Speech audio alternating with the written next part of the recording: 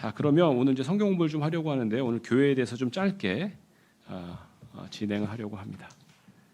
제가 잠깐 기도하고 성경 공부 시작하겠습니다. 하나님 아버지, 예수 그리스도 안에서 귀한 또 조성배 형제님과 박진수 자매님 또 자녀들 가족을 보내주셔서 감사합니다. 우리가 함께 힘을 합하여서 지체로서 주님을 섬기는데 서로 사랑을 나누고 은혜를 나누는 귀한 지체로 자라갈 수 있도록 주님께서 인도하여 주시옵소서.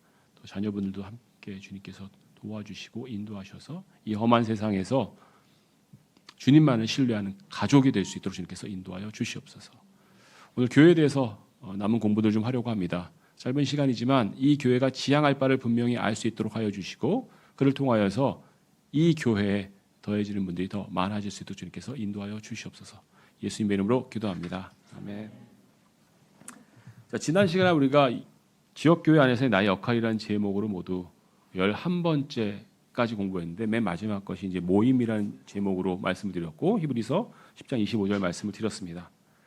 오늘 이제 12번째, 13번째, 14번째를 이렇게 이제 공부하려고 하는데요. 좀 짧게 교회 안에 있는 직무에 대해서 좀 이야기를 나누고자 합니다. 교회 안에 직무가 뭐가 있는지 또 어떤 역할을 해야 되는지 성경에서 어떻게 말씀하고 있는지를 좀 살펴보고자 합니다. 자, 먼저 빌립보서 1장 1절 말씀을 같이 한번 읽어보겠습니다. 빌립보서 1장 1절입니다.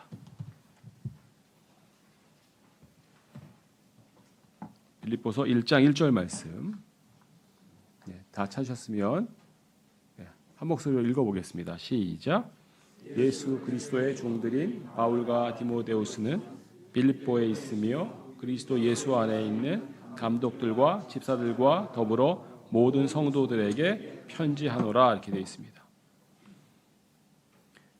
바울과 디모데우스가 빌립보에 있는 사람들에게 편지를 하고 있는데 빌립보에 있는 사람들을 크게 세 가지로 구분해서 호칭하고 있습니다. 감독들과 집사들과 더불어 모든 성도들에게 편지한다고 되어 있습니다. 그러니까 빌립보 교회에는 아마 감독들도 있었을 것 같고 집사들도 있었을 것 같고 또 모든 성도들이 있었을 것 같습니다. 그래서 교회 안에 크게 공식적인 직무로서 감독과 집사가 있는 것을 알 수 있습니다. 우리 교회는 권사가 없습니다. 보통 일반적인 교회 가시면 자매님들이 열심히 교회에 헌신하시면 권사님이 되시잖아요. 근데 우리 교회는 권사를 따로 직무로 두지 않습니다. 왜 그럴까요? 성경에 없으니까 안 합니다. 그분들을 존중하지 않아서가 아닙니다. 그분들 다 훌륭한 일들을 하시고 우리 교회도 뭐 그에 못지않게 어느 교회 권사님 못지않게 많은 일들을 하시는 헌신적인 분들이 계십니다. 그럼에도 불구하고 그분들에게 그런 직위를 드리지 않는 것은 성경에 없기 때문입니다. 그래서 기본적으로 이와 같은 감독과 집사라는 직무가 있지만 또 잊을 수 없는 것이 우리는 모두 다 성도에 해당합니다. 성도라는 말은 영어로는 saint죠. 그러니까 거룩한 사람이라는 뜻입니다. 우리가 그냥 흔히 성도 하지만 그 성자가 거룩할 성자잖아요. 거룩한 사람들의 무리가 성도이기 때문에 나는 성도니까 마음대로 살아도 돼. 나는 교회에서 아무 직위가 없는 성도야 라고 생각하시면 안 됩니다. 교회 내에 성도라는 직위가 있다고 저는 생각해요. 성도로서의 살아가야 되고 성도로서 마땅한 거룩함과 구별된 삶을 살아야 한다고 생각을 합니다. 그런 관점에서 여러분이 감독이 아니고 집사라 아니라 하더라도 성도로서 마땅히 성경 말씀대로 살아야 할 의무와 책무가 있다는 것을 여러분이 꼭 기억하시면 좋겠습니다. 그럼 구체적으로 우리는 다 그리스도 안에서 지체인 것은 확실합니다. 이 말씀을 왜 드리느냐? 간혹 어떤 사람들은 교회 내 직분, 그러니까 감독이든 집사든 뭐 이런 직분이 서열이라고 생각해서 간혹 오해를 하시는 경우가 있을 수 있기 때문에 우리가 지체라는 개념을 다시 한번 상고할 필요가 있습니다.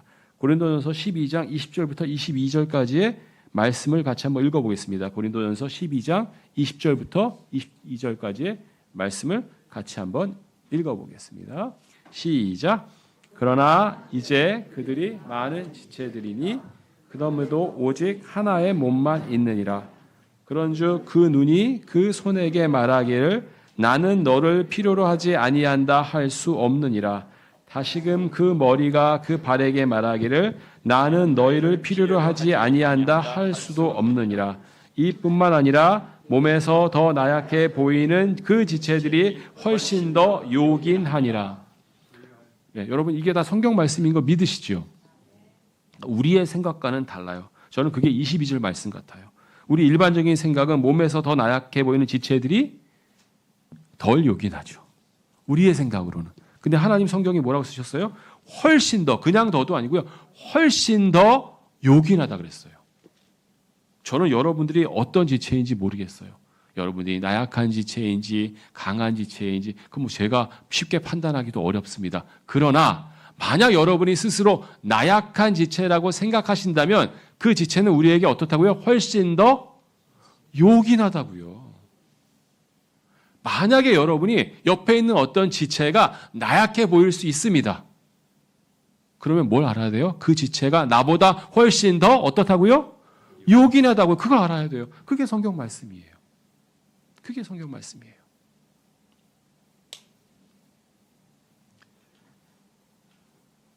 그럼에도 불구하고 20절에 있는 것처럼 우리가 다 지체들인데 그럼 몸은 몇 개예요? 하나예요. 그 지체가 하나의 몸을 구성해야 돼요. 이게 참 중요한 것이지요. 반대로 얘기하면 몸이 이루어지기 위해서는 한 지체가 모든 기능을 다 담당할 수 없음을 인정해야 돼요. 혹시 여러분 주위에 그런 지체가 있습니까? 뭐든지 잘하는 지체, 뭐든지 뛰어난 지체가 있으십니까? 혹시 여러분 주위에? 저 사람은 진짜 만능이야. 못하는 게 없어. 그런 사람이 있습니까? 없습니까? 없으면 다행인지 모르겠지만 분명한 것은 성경은 각각의 지체라고 이야기하고 있고 지체마다 기능이 있다고 이야기하고 있고 그 지체마다 갖고 있는 그 기능이 다 요긴하다고 이야기하고 있습니다. 생각해 보세요. 눈의 기능이 너무 좋아서 보기도 하고 듣기도 하고 냄새까지 맡는다면 눈의 입장에선 대단히 뛰어난지 모르겠지만 몸의 입장에선 그 비정상 아닌가요? 각각의 고유한 기능이 있잖아요. 그 기능을 인정하고 살펴주는 것이 맞는 거죠. 21절 말씀 그런즉 다시 한번 다 같이 읽어볼까요? 그런즉 시작. 그런즉 그 눈이 그 손에게 말하기를 나는 너를 필요로 하지 아니한다 할 수 없느니라. 지금 그 머리가 그 발에게 말하기를 나는 너희를 필요로 하지 아니한다 할 수도 없느니라. 우리 교회 지체 가운데 필요하지 않은 사람이 있을까요? 없을까요? 저는 없다고 생각해요. 한 분도 없다고 생각해요. 다 필요하다고요. 무엇을 위해서요? 한 몸을 이루기 위해서요. 한 명도 쓸모없는 사람이 없어요. 뭘 위해서요? 한 몸을 이루기 위해서요. 예전에 저 어렸을 때 제가 목 질병을 자주 앓았어요. 감기만 걸리면 또 감기 근처만 가도 편도선이 항상 부었어요. 그래서 이비인후과를 정말 1년에 3-4달은 다닌 것 같아요. 그때 의사 선생님이 제 목을 볼 때마다 저거 언젠가 띄어야 되는데 저거 언젠가 띄어야 되는데 편도선을 띄어야겠다고 이렇게 많이 말씀하시더라고요. 제가 뭐 과학적인 상식은 전혀 잘 없지만 편도선을 띄는 게 맞는지 잘 모르겠어요. 정말 필요 없는지 혹시라도 기능하고 있는 건 없는지 나중에 조성배 형제님께 한번 여쭤볼게요. 근데 맹장은 제가 그 얘기 들었어요. 이것도 과학적 사실이 맞는지 모르겠는데 우리 맹장도 잘 띄었거든요. 필요 없다 그래서. 근데 맹장을 띄면 또 달리기를 못한다는 속설도 있었는데 그게 정말 사실인지 모르겠어요. 근데 어느 것 하나 정말 필요 없는 게 있을까? 라는 생각을 저는 해보긴 했어요. 발가락, 손가락이 사소한 것 같지만 지난번에도 말씀드렸던 것 같은데 새끼 손가락이 정말 사소한 것 같고 없어도 될 것 같지만 밧줄 잡고 올라갈 때 끝까지 버티는 힘은 새끼 손가락이 갖고 있다고 어느 누가 예전에 얘기해 준 적이 있거든요. 새끼 발가락 하나 없으면 온전히 걷고 달리고 뛸 수 있을까요? 전 아니라고 생각하거든요. 우리가 보기에 쓸모없어 보이는 지체라고 생각할지라도 그거는 우리의 생각이고 하나님이 보시는 객관적이고 명확한 팩트는 다 필요하고 요긴하다. 그래서 어느 누구라도 나는 너를 필요로 하지 아니한다. 이렇게 말하는 것도 안 되고요. 나는 너희들을 필요로 하지 아니한다. 이렇게 말해도 안 된다는 거예요. 우리는 서로 도움을 주고받을 수 없는 존재이기 때문에 그렇습니다. 그러니까 우리 교회 회원이 되신다는 것은 이런 귀한 존재를 우리가 받아들인다는 뜻이어서 오늘 두 분이 새로 우리 가운데 들어오신 것이 저는 얼마나 감사하고 또 하나님의 은혜가 얼마나 놀라운지 모르겠어요. 꼭 기억하십시오. 필요하지 않은 지체는 있어요, 없어요? 없습니다. 요긴하지 않은 지체는 있어요, 없어요? 더 중요한 것, 나약해 보이는 자가 더 요긴한 지체다. 우리가 쉽게 이렇게 판단할 수 있거든요. 저 지체는 참 나약해 보여. 나약해 보이니까 혹여라도 덜 필요하거나 덜 요긴하다고 생각하시면 안 되죠. 그건 성경 말씀과 다른 겁니다. 성경 말씀에 의하면 나약해 보이는 지체가 어떻다고요? 더 요긴하다고요. 그 성경 말씀 꼭 기억하시기 바랍니다. 자, 그 다음에 이어서 이제 직무에 대해서 살펴보겠습니다. 교회의 공식적인 직무는 감독과 집사입니다. 감독과 집사. 디모데전서 3장 1절부터 7절까지는 감독이 어떤 사람인가에 대해서 잘 설명해 주고 있습니다. 제가 이 말씀을 작년에 부지런히 읽었어요. 여러 번 읽었어요. 곰곰이 읽었어요. 내가 정말 자격이 있나? 저는 그렇게 이 말씀 읽었지만 여러분이 또 그렇게 생각하시면 이 말씀을 읽으면 제가 굉장히 부끄러워질 것 같긴 합니다만 그럼에도 불구하고 성경 말씀이 있는 그대로 한번 같이 읽어보겠습니다. 디모데전서 3장 1절부터 7절 말씀을 천천히 읽어보겠습니다. 1절부터 시작. 만일 어떤 남자가 감독직을 사모한다면 그가 선한 일을 사모한다고 한 이 말은 참되니라. 혹시 여러분 가운데 감독직을 사모하는 분이 계십니까? 그렇다면 이 말씀을 주의 깊게 읽어보시면 좋을 것 같습니다. 2절 말씀 같이 읽어볼까요? 시작.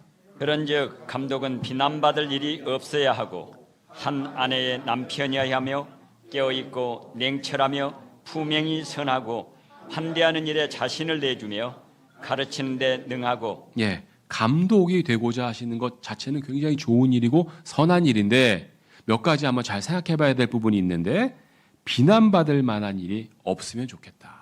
없어야 한다. 또 한 아내의 남편이어야 된다. 그러면 전제가 있네요. 결혼을 해야 될까요? 안 해도 될까요? 해야 되겠죠. 결혼 안 하면 부인이 없잖아요. 한 아내의 남편이어야 돼요. 아내가 여러 명이면 될까요? 안 될까요? 안 돼요. 한 아내의 남편이어야 돼요. 여자가 될까요? 안 될까요? 안 돼요. 남편이어야 돼요. 성경에 분명히 이렇게 나와 있잖아요. 그 다음에 깨어 있어야 되고요. 냉정해야 돼요. 깨어있다는 말은 영어로 vigilant인데요. vigilant 원래 뭐 하는 거냐면 밤에 자지 않고 무슨 일이 없을까? 우리 집을 해하는 사람이 없을까? 깨어있는 사람을 vigilant. 옛날에 야경꾼이라고 불러서 밤마다 돌아다니면서 순찰하던 사람을 이렇게 불렀거든요. 또 냉철하다는 것은 영어로는 사버라고 되어 있거든요. 이게 원래는 술 깨 있지 않고 깨끗한 정신으로 말짱한 정신으로 깨어있는 사람을 얘기하거든요. 술을 좋아해가지고 항상 머릿속이 흐릿한 사람은 안 되겠죠. 사리 판단을 분명하게 할 수 있는 사람이어야 되겠죠. 품행이 선해야 되고요. 환대하는 일에 자신을 내주고요. 사람을 이렇게 잘 대하는 거, 사람을 잘 환대하는 것에 좀 익숙한 사람이면 좋겠어요. 너무 내성적이거나 소심해서 사람 만나는 거 두렵고 사람을 잘 선대하거나 환대하지 못하면 감독으로서는 좀 적합하지 않다라고 성경은 이야기하고 있습니다. 그리고 무엇보다도 가르치는 데 능해야 되겠다. 감독은 가르치는 게 주 일 중에 하나거든요. 성경을 가르쳐야 되는데 가르치는 데 능하지 않으면 안 되겠죠. 또 중요한 거 있네요. 다음 읽어볼까요? 수레 시작. 술에 자신을 내주지 않으며 굿하는 자가 아니고 더러운 이익을 탐내지 않으며 오직 인내하고 언쟁하는 자가 아니며 탐욕스럽지 않고. 예, 술을 너무 좋아해서 술에 자신을 내주면 안 돼요. 그러니까 사실은 뭐 술뿐만 아니라 담배도 될 수 있고 기타 여러 가지 기호식품에 자신을 내주면 안 돼요. 노예가 되면 안 돼요. 이런 말씀을 드려도 될지 모르겠는데 저도 술 마셔본 적이 있고 담배 피워본 적이 있거든요. 대학교 때. 근데 이제 뭐가 싫었냐면 제 친구, 아주 친한 친구가 있었는데 이 친구도 교회를 같이 다니니까 항상 담배를 끊고 싶어 했어요. 술을 끊고 싶어 했어요. 자기가 그게 잘못됐다는 거 알아서 술을 끊고 싶어 했고 담배를 끊고 싶어 했는데 못 끊어요. 왜요? 중독돼서. 술은 알코올 중독이 된 것 같고요. 담배는 니코틴 중독이 된 것 같더라고요. 본인이 끊고 싶다는데 못 끊어요. 아, 이게 정말 나쁜 거구나. 저는 중독까지는 안 돼서 이제 그 다음엔 뭐 아예 하지 않았던 기억이 있거든요. 술을 한두 번 하고 뭐 담배를 한두 번 하고 그게 중요한 게 아니라요. 거기에 내어주는가가 중요하다는 거예요. 거기에 중독되어 있는가가 중요하다는 거예요. 그것에 얽매여 있는가가 우리 군인으로서 우리는 하나님께서 선택하셨다고 말씀드렸잖아요. 오전에 얽매여 있는가가 중요하다는 거예요. 그러니까 마약이든 약물이든 얽매여 있으면 그건 바람직합니까? 바람직하지 않습니까? 바람직하지 않아요. 제가 중독 증상이 하나 있는데요. 카페인 중독이 있거든요. 여러분 어떠세요? 20년 전에 김영규 목사님 만나 뵀을 때 본인도 커피를 너무 좋아하셨는데 이 속이 아파지기 시작한 거예요. 그래가지고 커피를 안 드시고 싶은데 이게 또 잊을 수 없는 거예요. 그러니까 사모님께서 아마 뭐 치커리 커피라 그래서 그런 걸 권면해 주셨던 걸 제가 기억을 해요. 카페인 없는 커피를 좀 드셔보시려고. 많은 커피 드시는 분들, 카페인 중독이신 분들이 카페인 때문에 괴로워해요. 잠을 못 자거나 속이 아프거나. 근데도 못 끊는 경우가 있는데 그쯤 되면 이게 중독인 거죠. 그래서 저도 좀 끊어보려고 여러모로 노력을 하고 있긴 한데 뭐 편두통 때문에 가끔 먹긴 합니다만 여러분들도 가급적 여러분이 얽매이는 것이 있는가? 여러분이 혹시 그것을 위해 내준 것이 있는가? 생각해 보시고 감독이 되시는 분들은 그런 것들을 좀 자제하셔야겠다는 말씀을 드리고요. 구타하는 자, 폭력하는 자 당연히 안 되겠죠. 더러운 이익을 탐내면 안 될 것 같고요. 정당한 이익이 아니라 더러운 이익을 추구하면 안 되겠죠. 그다음에 오직 인내할 줄 알아야 되고요. 언쟁하는 자가 아니어야 되고요. 여러분 혹시 언쟁 잘하십니까? 저는 직업이 원래 약간 언쟁하는 직업이거든요. 학술대회라는 곳에 가면 원래 학술대회에 대해서 질문하고 비판하고 언쟁하는 게 일이에요. 누가 글 쓴 것에 대해서 제가 심사할 때가 있는데 심사하는 건 뭐냐, 그 사람의 잘못된 점을 찾아가지고 지적해 주는 게 제 일이거든요. 그러니까 사실은 그런 거 굉장히 잘하는 게 직업적 특성이 있긴 한데 언쟁은 안 하려고 해요. 이제 목사 됐으니까 더 조심하려고 하긴 해요. 그게 의미가 없다는 거 알기 때문에. 제가 언쟁을 한때는 많이 했던 때가 있었거든요. 언쟁 뒤에 남는 게 뭐가 있을까요? 쓴뿌리밖에 없더라고요. 언쟁해서 설득이 됩니까? 안 돼요. 아무리 무슨 킹제임스 성경 옳은 주제로 얘기해도 언쟁해서 설득되는 거 아무것도 없어요. 따라서 언쟁하는 거 바람직하지 않고요. 탐욕스럽지 말아야 되고요. 제가 음식을 좋아해서 가끔 그때 음식 좋아할 때마다 이 생각하는데 탐식하지 말자, 탐욕스럽지 말자 이런 생각을 하는데 이래야 된다는 것. 그 다음에 계속 읽어볼까요? 자신의 시작. 자신의 자녀들을 모든 위험으로 복종하게 하여 자기 자신의 집을 잘 다스리는 자라야 하느니라. 한 가정의 남편이면 당연히 자녀들이 있는 경우가 일반적이고요. 자녀들을 복종하게 할 수 있어야 되겠다. 쉽습니까? 쉽지 않습니까? 이거 어려운 겁니다. 어려운 겁니다. 제가 목사한다고 결정했을 때도 이게 제일 걱정됐어요. 제 집사람에 대한 걱정이 많았고 제 자녀들에 대한 걱정이 많았어요. 저야 뭐 제가 선택한 일이니까 그에 대한 따른 응당 책임을 지겠지만 집사람이나 아이들은 부당한 어떤 비난을 듣거나 바람직하지 않은 그런 얘기들을 들으면 얼마나 좀 어렵겠습니까? 어쨌든 그래서 자녀들을 잘 다스리는 것, 집을 잘 다스리는 것 너무나 중요합니다. 자, 그 다음에 계속 읽어볼까요? 그런즉 시작. 그런즉 만일 남자가 자기 자신의 집을 다스리는 법을 모른다면 그가 어떻게 하나님의 교회를 돌보겠느냐? 왜 감독이 한 아내의 남편이어야 되고 자식들을 복종하게 해야 되느냐면 자기의 집도 못 다스리면서 어떻게 교회를 돌보겠는가? 이게 하나님께서 합당하게 알려주신 바입니다. 그러니까 자기 집을 잘 다스리는 게 기본이에요. 이게 안 되는데 어떻게 교회를 돌볼 수 있습니까? 불가한 일입니다. 불가한 일입니다. 그러니까 여러분 중에 누군가 혹시 감독이 되고자 하신다면 그건 선한 목표인데 가정을 먼저 돌보셔야 합니다. 이게 기초입니다. 자, 그다음에 초신자도 시작. 초신자도 아니되나니 그가 교만으로 높아져서 마귀의 정죄 속에 빠지지 않게 하려 함이라. 예, 초신자가 교회에서 직분을 얻게 되면 무리수가 따르게 마련입니다. 왜냐하면 교만하게 되기 때문에, 교만으로 높아지게 되기 때문에. 하나님 안에서의 직무 직분이라는 것이 오히려 섬기는 쪽에 가까운데, 그것이 아니라 남들 위에서 다스리는 직분이라고 생각하면 교만하게 되겠죠. 근데 교회를 잘 모르는 분들은, 초신자들은 그렇게 생각하기 십상이라는 거죠. 그러면 안 되겠다. 자, 그 다음에 시작. 이뿐만 아니라 이뿐만 아니라 그는 예부인들에게서도 좋은 평판을 받아야 하느니라.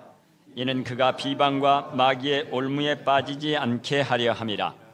예, 중요합니다. 외부에서도 감독은 그 교회의 리더급이라고 할 수 있는데 외부의 다른 사람들로부터 좋은 평판을 받아야겠죠. 왜 좋은 평판을 받는 사람이어야 되느냐? 비방과 마귀의 올무에 빠지지 않게 하기 위해서. 비방과 마귀의 올무에 빠지지 않기 위해서 좋은 평판을, 특히 외부인들에게도 좋은 평판을 받는 사람이 감독이 되어야겠다라고 성경은 이야기하고 있습니다. 자, 여기까지가 이제 감독의 직무에 관한 설명이고요. 바로 이어서 디모데전서 3장에는 집사에 대한 이야기가 나옵니다. 집사에 대한 이야기. 자, 디모데전서 3장 8절부터 13절까지의 말씀 읽어보겠습니다. 같이 8절 읽어볼까요? 시작. 이와 같이 집사들도 진중하고 한 입으로 두말하지 않으며 많은 술에 자신을 내주지 않고 더러운 이익을 탐내지 않으며.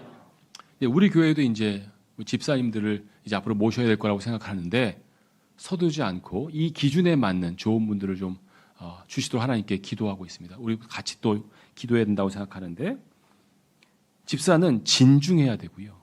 한 입으로 두말하면 안 된다. 일구이연하면 안 되겠다. 이야기하고 있습니다. 또 많은 술에 자신을 내주지 않고 더러운 이익을 탐내면 안 되겠다라고 이야기하고 있습니다. 그러니까 감독의 조건하고 다르지 않은 것 같고 유사한 게 굉장히 많은데 특징적으로 한 입으로 두말하지 않는 것을 이야기하고 있어요. 일구이연. 이 사람에게 이 말하고 저 사람에게 저 말하고, 그럴 바에는 차라리 말을 덜 하는 게 좋겠다. 진중했으면 좋겠다. 그러니까 집사는 조건이 말 많이 하는 사람보다는 말이 좀 적은 사람이 합당한 조건이 아닌가 개인적으로 생각이 들어요. 왜냐하면 교회 안에서 많은 분란이 말에서 비롯되거든요. 말을 옮기는 데서 비롯되고요. 그 말이 또 제대로 옮겨지면 괜찮은데 잘못 옮겨져가지고 많은 갈등을 일으키는 경우를 저는 많이 경험했거든요. 그래서 집사는 말을 좀 덜하는 사람이면 좋겠다라고 성경은 이야기하고 있습니다. 자, 그 다음에 순수한, 시작. 순수한 양심 안에서 믿음의 신비를 붙들어야 하느니라. 순수한 양심이 있는 사람들이 있습니다. 더러운 양심이 아니라 깨끗하고 순수한 양심을 갖고 있는 사람들이 집사라면 좋겠다. 그래서 믿음의 신비를 붙들어야 합니다. 하나님에 대한 믿음은 그 자체가 신비입니다. 왜? 보는 것으로 이루어지는 것이 아니기 때문에. 제가 교회 이전에 놓고도 기도할 때마다 스스로 생각하는 것이 하나님에 대한 믿음으로 교회 이전과 많은 일들이 되어지기를 기도하고 있거든요. 인간의 계산과 방식은 교회가 추구할 방식이 아닌 것 같아서요. 제 집은 인간의 계산과 방식으로 합니다. 제 집을 옮길 때는. 근데 교회는 적어도 그렇게 되면 안 될 것 같은 생각이 드는 거예요. 하나님의 방식으로, 믿음으로 됐으면. 그러니까 집사는 교회의 실질적인 일들을 하실 분들이잖아요. 근데 이분들이 믿음으로 신비를 갖고 일을 해야지 너무 계산적이고 눈에 보이는 것을 추구하면 좀 곤란하지 않나라는 생각을 해본 적이 있습니다. 자, 그 다음에 그리고 읽어볼까요? 시작. 그리고 이들 역시 먼저 입증받게 하라. 그 다음에 그들이 비난받을 일이 없이 발견되면 집사직을 수행하게 하라. 집사직은요, 꼭 입증받는 절차가 있어야 됩니다. 여기 입증받게 되어 있잖아요. 먼저 입증받게 하라고. 이 조건들에 타당한지 입증을 받아야 되는 것이 필요합니다. 그 다음에 비난받을 일이 없이 발견되면 그러면 집사직을 할 수 있는 것이죠. 그래서 하나님의 원칙에 따라 혹시 집사직을 또 소원하는 분이 계시다면 이와 같이 우리가 준비가 되면 되지 않을까 싶습니다. 계속 읽어볼까요? 시작.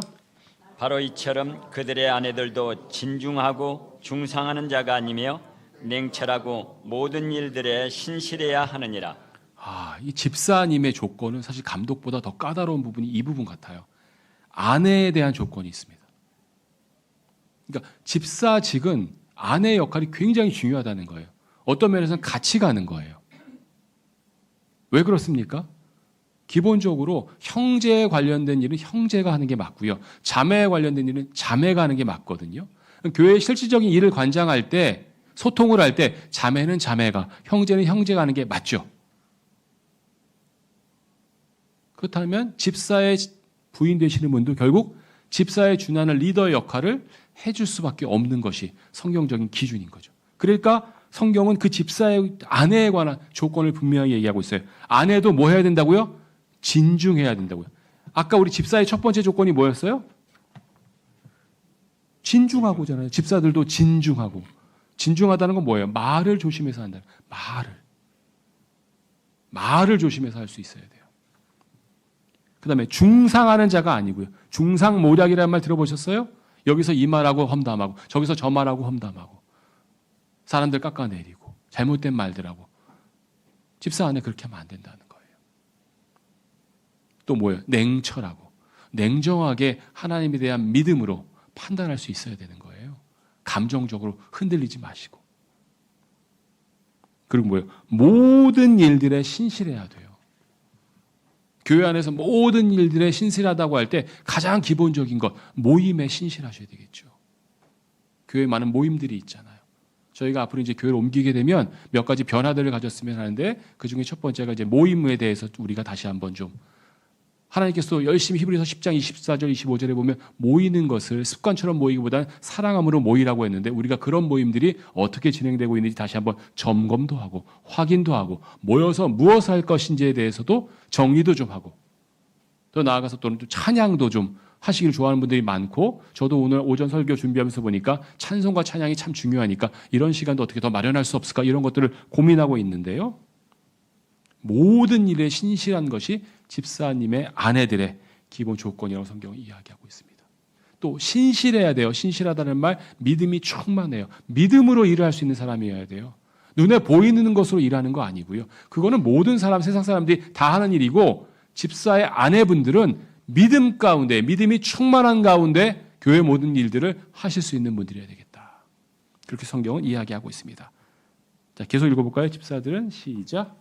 집사들은 한 아내의 남편들로서 그들의 자녀들과 그들 자신들의 집들을 잘 다스릴지어다. 뭐 감독의 조건하고 동일하다고 볼 수 있는데 한 아내의 남편, 그들의 자녀들, 그들 자신들의 집들을 어떻게 해야 된다고? 잘 다스려야 된다고. 자기 집을 못 다스리면서 교회 일할 수 없어요. 그러니까 많은 분들이 간혹 오해하시는 막 교회 일에 올인을 하세요. 근데 집은 엉망이야. 그건 안 되는 거예요. 집은 돌보지 않고 교회 일만 하신다? 이거 잘못된 겁니다. 그건 성경적이지 않아요. 그렇게 가르치고 조장하는 곳이 있다면 그건 성경적이지 않다고 단언할 수 있습니다. 성경에서는 뭐가 먼저예요? 가정이 먼저예요. 가정이 먼저 화목하고 교회 일하는 겁니다. 만약에 내가 가정이 화목하지 않아. 집사 안 하면 되고요. 감독 안 하면 돼요. 잠시 멈춰도 되고요.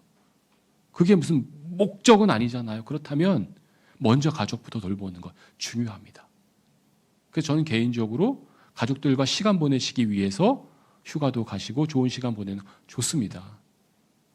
거기서 끝나는 게 아니라 그 가정이 화목한 것을 전제로 교회 일들을 열심히 하실 수 있는 감독도 되시고 집사도 되시고 또는 성도로서 교회의 조경한 역할들을 해주시면 감사하겠습니다. 계속 읽어볼까요? 시작.